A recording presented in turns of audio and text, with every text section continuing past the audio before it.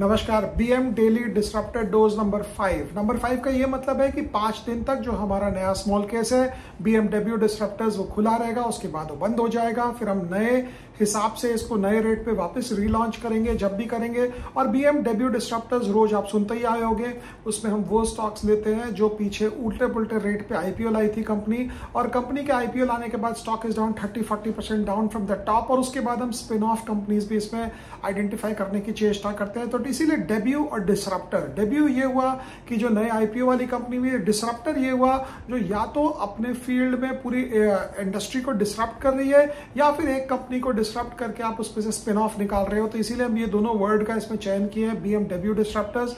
और मुझे लग रहा है कि बीएमडब्ल्यू डिसरप्टर्स जो है अगले 5 दिन तक आपको मौका मिलेगा, उसमें आप डाल सकते हो। और अभी ऑफ लेट मुझे लगता है कि ज्यादा इसमें एक्टिविटी लोगों की हो गई है। इसका 2 कारण हो सकता है। ऑफकोर्स हम आज का टॉपिक की बात भी करेंगे।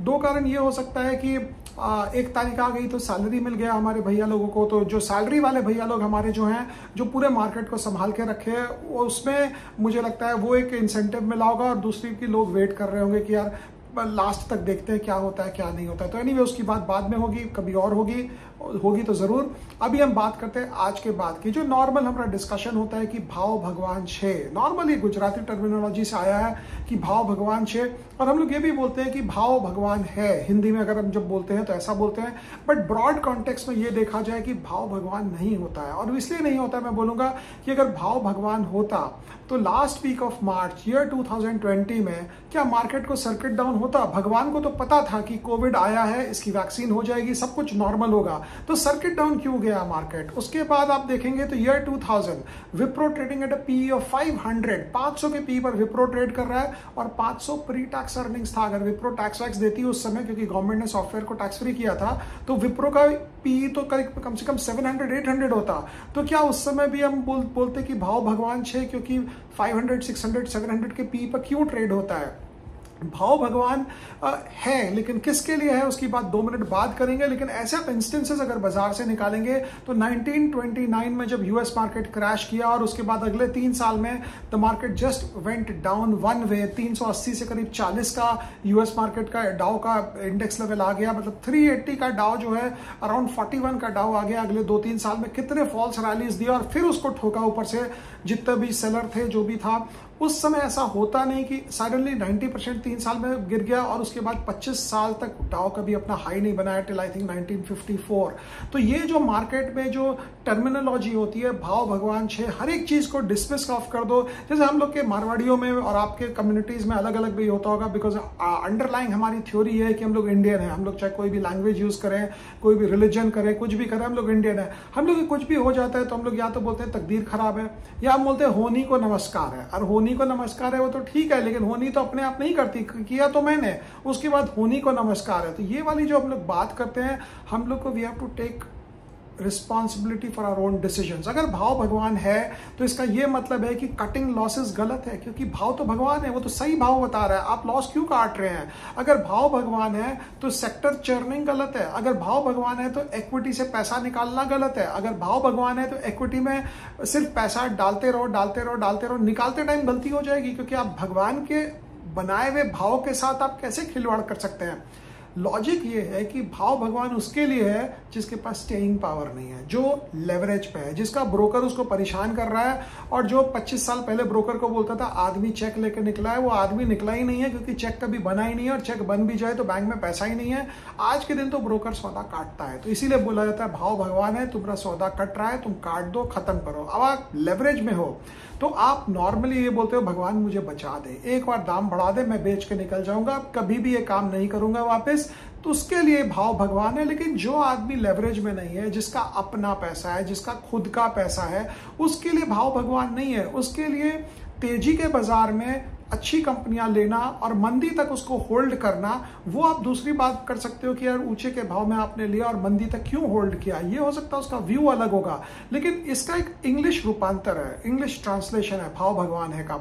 English translation is efficient market hypothesis, मतलब कि सब कुछ सबको पता है, किसी को कुछ ऐसा एक्स्ट्राऑर्डिनरी, आपके पास कोई ज्ञान नहीं है, आपके पास कोई भी एक्स्ट्रा खबर नहीं है, कोई भी आपके पास कोई एज नहीं है बाजार में, सबको सब कुछ पता है। अगर सबको सब कुछ पता है तो फिर हर एक आदमी उतना ही पैसा बनाएगा जितना कोई और बना रहा है। कोई अमीर नहीं हो सकता रातों रात, कोई गरीब नहीं होगा, सब कुछ राम राज्य हिसाब से होगा। लेकिन एफिशिएंट मार्केट हाइपोथेसिस बोला गया है, ये वो लोग बनाए हैं जो उन्होंने जिंदगी में कभी शेयर में पैसा ही नहीं लगाया। जैसे मैं बोलता हूँ कई बार CAPM थ्योरी, हमारे जो MBA करते हैं भैया लोग, जो तो CFA करते हैं, सबको आप देखो CAPM मतलब दिमाग खराब कर देते हैं वो लोग अपना और अपने साथ जो उनको सुनता है उसका।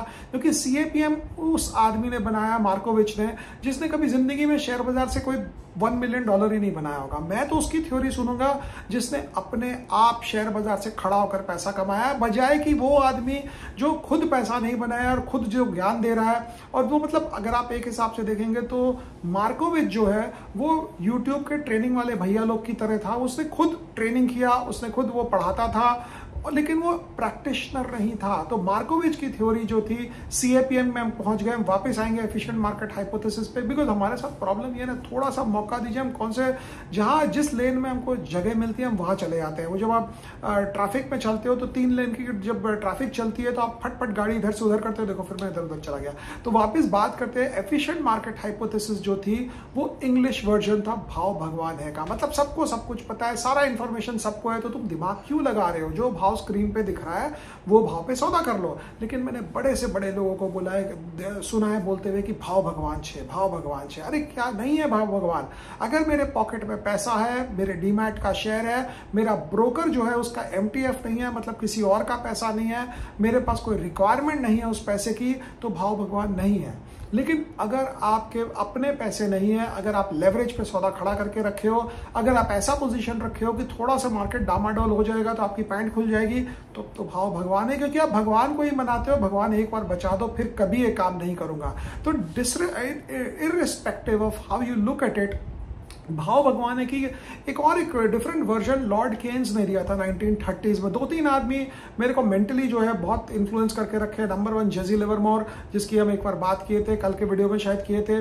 फिर लॉर्ड केन्स की बात है। लॉर्ड केन्स के ऊपर एक सेशन ड्यू है कि उसने कैसे उन्होंने पैसा कमाया और पूरी ग्लोबल मैक्रो इकोनॉमिक्स को कैसे ठीक रास्ते पे किया। क्योंकि अगर केनीजियन सिस्टम नहीं होता तो इतनी प्रॉस्पेरिटी, इतनी खुशहाली नहीं होती। और डेविड रिकार्डो की तो हम बात करते ही करते हैं। तो लॉर्ड केन्स ने, जॉन माइनार्ड केन्स ने, उन्होंने बोला था, और बहुत ही खास लाइन है, markets can stay irrational longer than you can stay solvent. किसके लिए बोला था? उसके लिए बोला था जो लेवरेज पे है। लेकिन रहने दो इररेशनल यार, कर दो 2 रुपया का रिलायंस, हमको क्या करना है? हमारे पास कुछ पैसा होगा तो ले लेंगे, नहीं होगा तो घर के गहने बेच के ले लेंगे। लेकिन अगर रिलायंस में आप फुल्ली ट्रेडेड हो, फुल्ली लेवरेज हो और 2 रुपया रिलायंस गिरेगा तो आपकी दुगदुगी मचेगी। हर minute by minute, second by second, tick by tick आपको भाव देखना पड़ेगा, क्योंकि भाव भगवान है। क्योंकि आपने लेवरेज पे स्टॉक लिया है। अगर आप स्टॉक लेवरेज पे नहीं लिए हो, आपका खुद का पैसा है, तो ये जब लोग पागलपंती करते हैं, वो पागलपंती को आपको कैपिटलाइज करना है। क्योंकि अगर स्टॉक मार्केट में ये समझो कि collective wisdom of the crowd है, collective wisdom of the crowd मतलब मेरी बुद्धि, आपकी बुद्धि, इसकी बुद्धि, उसकी बुद्धि, राम की बुद्धि, श्याम की बुद्धि, जदू की बुद्धि और मधु की बुद्धि, ये चारों की बुद्धि करके कोलकाता आ गए, राम श्याम जदू मधु वापिस आ गए हमारे पिक्चर फ्रेम में। इन सब की बुद्धि मिलाकर सब कुछ भाव में आ रहा है, तो भाव भगवान नहीं है, भाव इन सब की बुद्धि है। और इन सब की बुद्धि अगर भगवान जैसी हो जाए तब तो बात ही क्या होती। तो ब्रॉडली अगर आप एक पर्सपेक्टिव से देखेंगे तो भाव जो है वो collective wisdom of the crowd है, भाव भगवान नहीं है। और collective wisdom of the crowd कभी भी भगवान जैसा नहीं सोच सकता है, भगवान जैसा तो कोई नहीं सोच सकता है फॉर दैट मैटर। और अगर भाव भगवान होगा तो कोई ज्यादा पैसा नहीं कमा सकेगा, कोई कम पैसा नहीं कमा सकेगा, सब एफिशिएंट मार्केट हाइपोथेसिस के हिसाब से चलेंगे। तो ब्रॉड कॉन्टेक्स्ट में अगर हम देखें, मंदी के माहौल में जब पूरी पिटाई हो, जैसे अभी जब मैंने शुरुआत में बोला कि IPO के stocks 40-50% down from the top, तो 3 महीना पहले भी वो भगवान था वो भाव, और आज भी वो भगवान है। तो मतलब किस भगवान की बात में ज्यादा मानूं, 3 महीना पहले वाले भगवान की कि अभी के भगवान की? भाव जो है वो अपने हिसाब से आता है, भाव और भगवान को मिक्स नहीं करना चाहिए।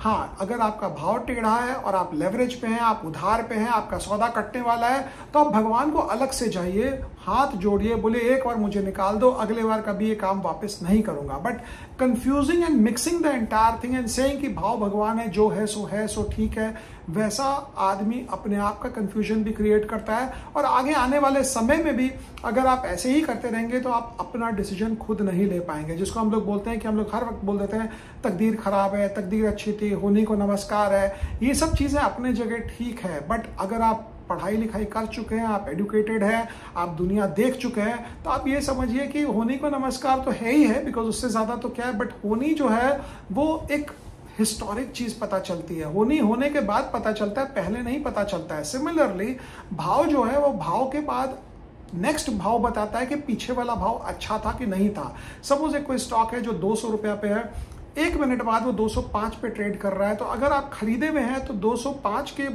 कॉन्टेक्स्ट में 200 का भाव अच्छा था, वो आपके लिए भगवान था। लेकिन आप शॉर्ट है 200 पे और भाव 205 हो गया है, तो आप अब घाटे में आ गए 5 रुपया। तो भाव जो है होनी की तरह आपको अगला भाव बताता है कि पिछला वाला भाव अच्छा था कि नहीं था। होनी की भी ऐसी है। होनी basically for people who don't know, it means fate, it means events. Events हो गया, somebody for example he fell in a hole, कोई सड़क पे गिर गया, उसकी हड्डी टूट गई, तो वी विल से कि fate had it, destiny had it. So destiny समझो, फेट समझो, उसको हम लोग होने की तरह मानते हैं। But I think as responsible citizen, as people who are educated, people who have a bit of more information, people who are more aware and people who are more connected to the world, and I assume that all of us are in this context, तो मुझे लगता है कि ये सब चीज़ों से बाहर निकलना चाहिए। अगर भाव नीचे आ गया है और आपको खरीदना है तो कैपिटलाइज करिए, तो आपके लिए भगवान है भाव, क्योंकि नीचे का भाव मिल रहा है। अगर भाव ऊपर चला गया है और आपको बेचना है तो भाव भगवान है, उसको कैपिटलाइज करिए, ठोक दो सारा माल उठाकर। लेकिन अननेसेसरली हर वक्त दिमाग को ये क्लाउड मत करो कि भाव भगवान छे, क्योंकि भाव भगवान नहीं होता है। अगर इन्वेस्टिंग कर रहे हैं तो भगवान होता है ईपीएस ग्रोथ, भगवान होता है रिटर्न ऑन इक्विटी, भगवान होता है मैनेजमेंट कैसा है, भगवान होता है स्केलेबल मॉडल है कि नहीं, और भगवान होता है कि फेडरल रिजर्व लिक्विडिटी को लेकर क्या करेगा, इंटरेस्ट रेट घटाएगा कि बढ़ाएगा। तो ये we can go on and on, but I think इतना ही काफी है। BMW डिस्ट्रप्टर्स 5 दिन तक खुला रहेगा, उसके बाद ये बंद हो जाएगा, और अगले 4 दिन तक हम कुछ नए नए सेशंस और लाएंगे, दिमाग में देखेंगे क्या चीज पे और डिस्कशन हो सकता है। Thank you.